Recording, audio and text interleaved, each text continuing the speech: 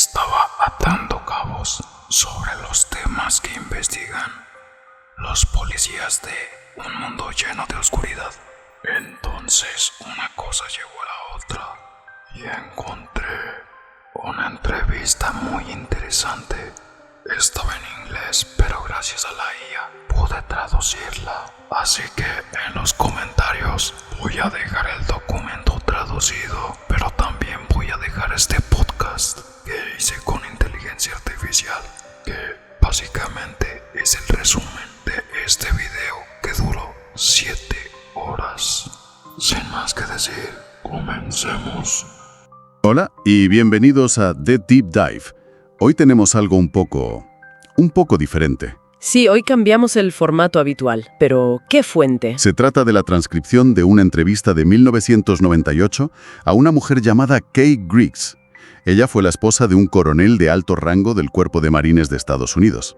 Y la historia que cuenta es, como poco, explosiva. Explosiva es una buena palabra. Nuestra misión hoy es desentrañar las afirmaciones tan extraordinarias que hace en esa entrevista. Afirmaciones sobre las entrañas del poder militar estadounidense. Nos vamos a centrar en lo que Kay Griggs afirma. Se trata de entender la narración en sí misma. Perfecto. Pues con eso claro, vamos a meternos de lleno. ¿Vamos allá?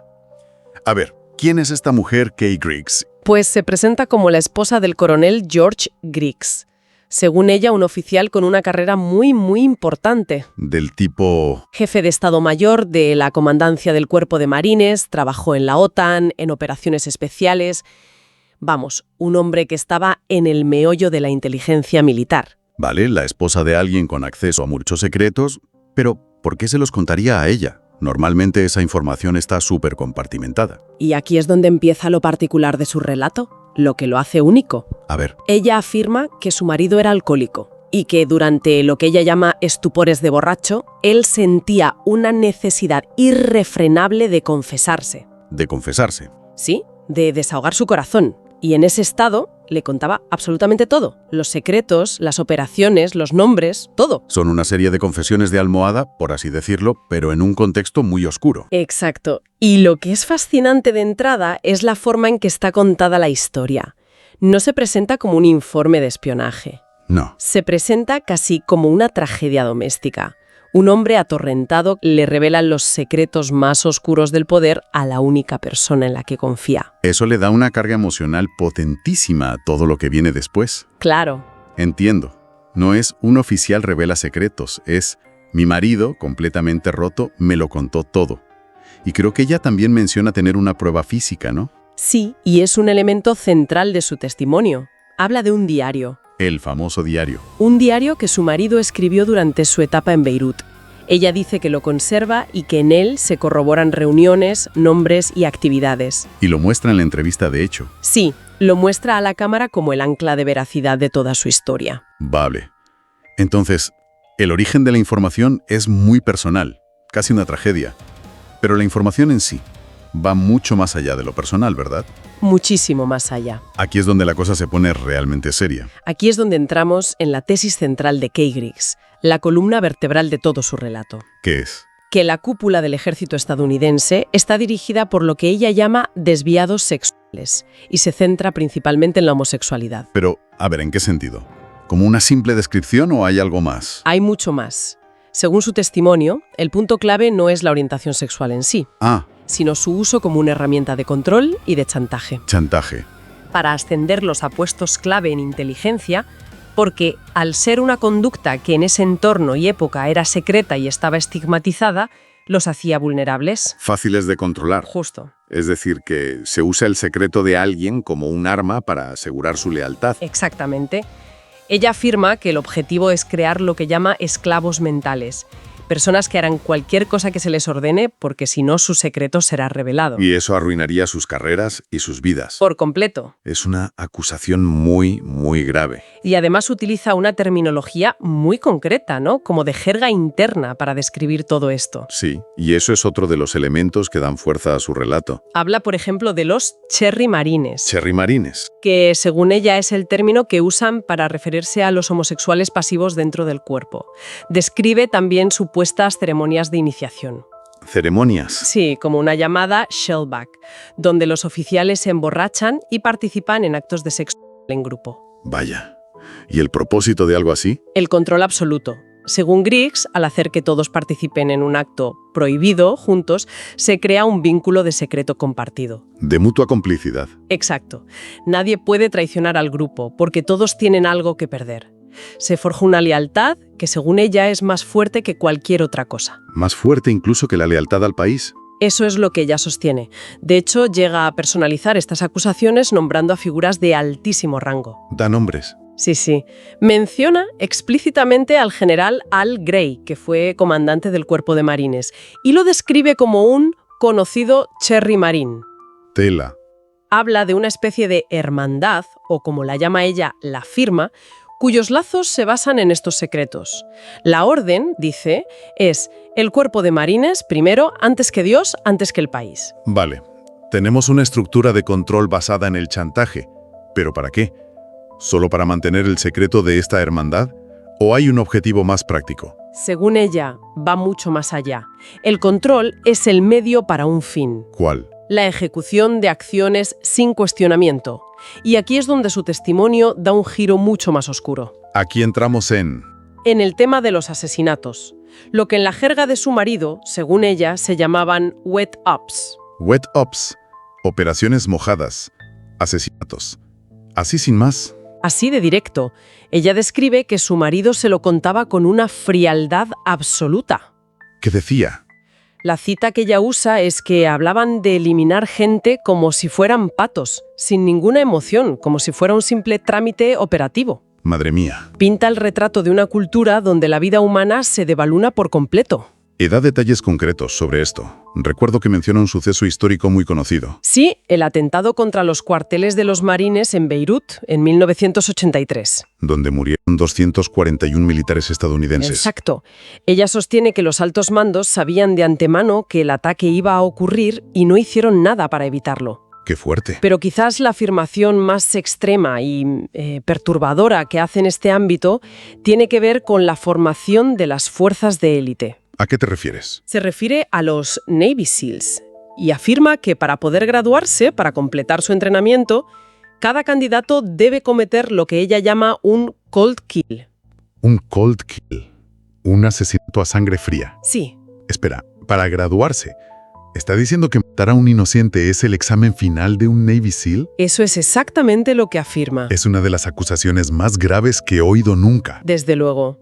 Un asesinato a sangre fría de una persona cualquiera, elegida al azar, solo para demostrar que son capaces de hacerlo. Sin dudar y sin dejar rastro. Es la deshumanización definitiva, según su relato. Y aquí vuelve a aparecer el diario de su marido, ¿no? Como la supuesta prueba de todo esto. Sí, ella lee una entrada del diario que describe un tiroteo a un hombre llamado Dale Dorman. Y después de detallar el incidente, la anotación de su marido, según ella, termina con una frase escalofriante. ¿Qué dice? El centinela en B1 no vio ni oyó nada. No vio ni oyó nada. El silencio como prueba de complicidad. Es una imagen muy potente. Totalmente. La idea de que todo el sistema está diseñado no solo para actuar, sino para borrar sus propias huellas al instante. Exacto. En su relato, no es solo que cometan actos terribles, es que el sistema está diseñado para ser autolimpiable. Para que no quede constancia. Se normaliza la violencia hasta convertirla en un procedimiento más. Entiendo. Chantaje sexual para asegurar el control. Y ese control se usa para cometer asesinatos. Pero según ella, esto no se queda solo dentro del ámbito militar. No, para nada. Lo conecta con todo un entramado de poder, ¿no es así? Correcto. Ella expande el círculo y empieza a conectar esta hermandad militar con otras estructuras de poder. ¿Cómo cuáles? Menciona explícitamente vínculos con la masonería y con la mafia. La mafia. En particular dice la de Nueva Jersey. A ver, un momento. ¿Cómo conecta ella exactamente a los marines con la mafia de Nueva Jersey?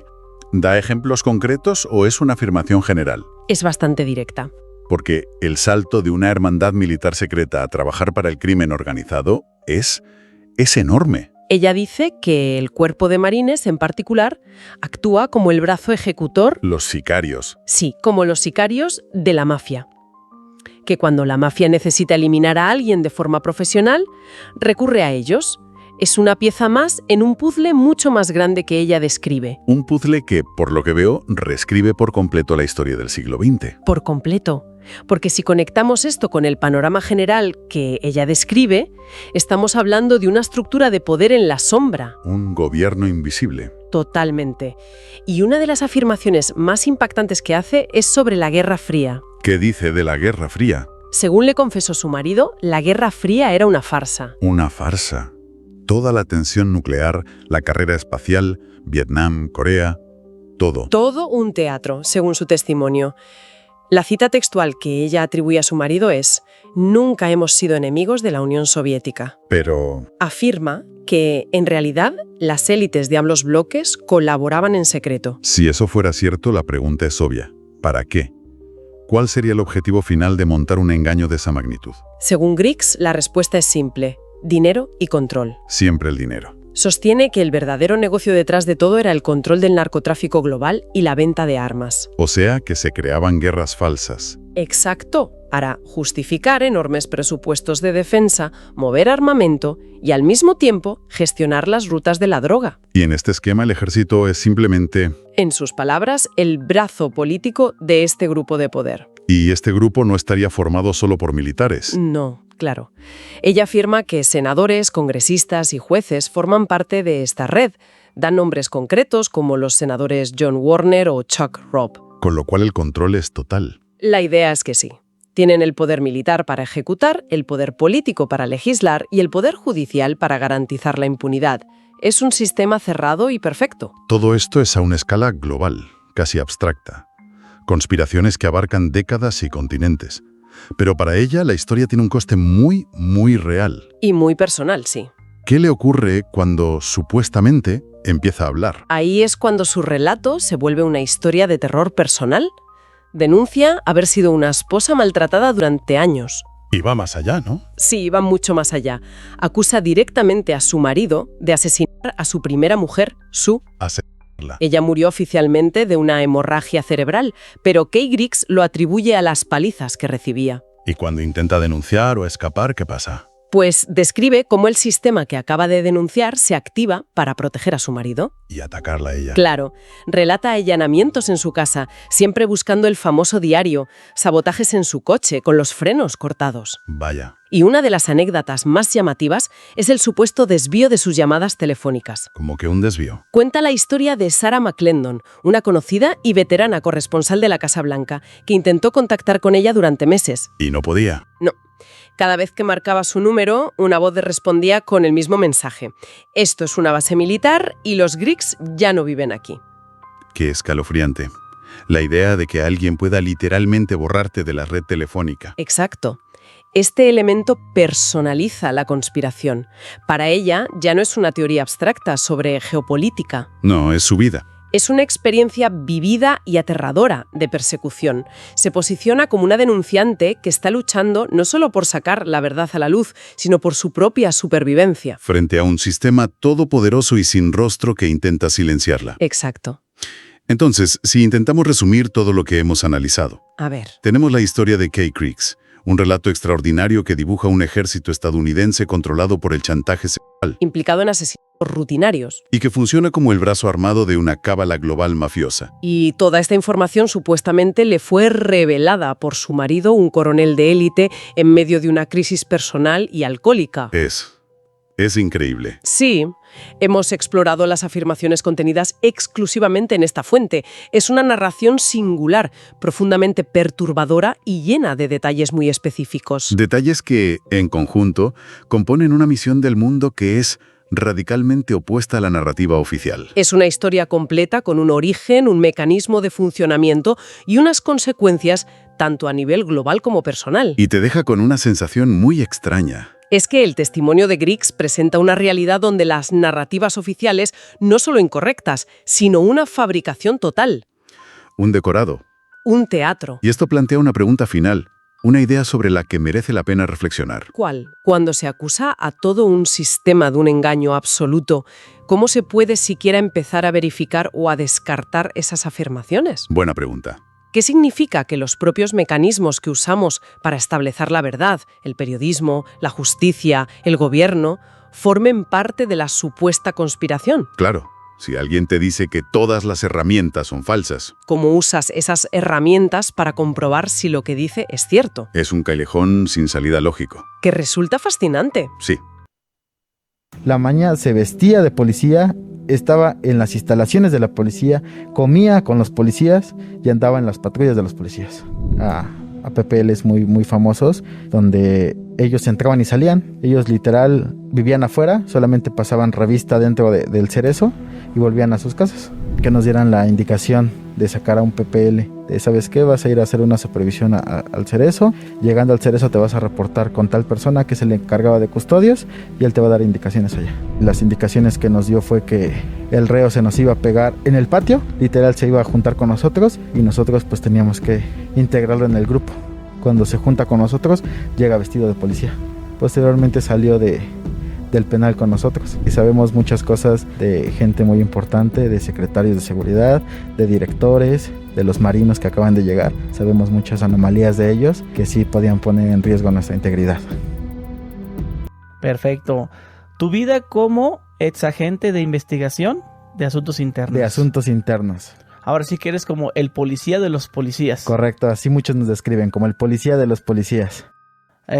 Chingarte al policía, o sea, hacer tu trabajo, o nomás quieres saber si también qué tanto rozas. Depende mucho del mando, Ujú. porque recibes indicaciones. Y una frase muy buena, que nunca se me va a olvidar, que te enseñan desde que sales de la academia, es que las órdenes se cumplen, no se cuestionan. Entonces, si el mando te dice, ¿sabes qué? A esa persona no la tienes que detener, no la detienes para nada. Si tú vas a hacer una supervisión a un centro penitenciario, llegas y te marca el mando y te dice, ¿sabes qué? Ponle que todo está bien en tus hojas, que te firme el director, retírate. Tienes que hacer caso a las indicaciones.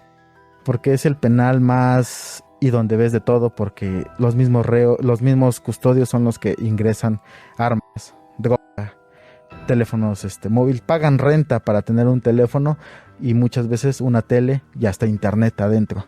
Con su modem y todo, ¿no? Sí, literal, un módem, su tele ahí en su celda.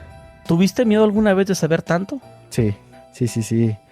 Como algunos de tus invitados lo han mencionado, yo siento que, y estoy seguro que la Secretaría nos interviene en nuestros dispositivos móviles.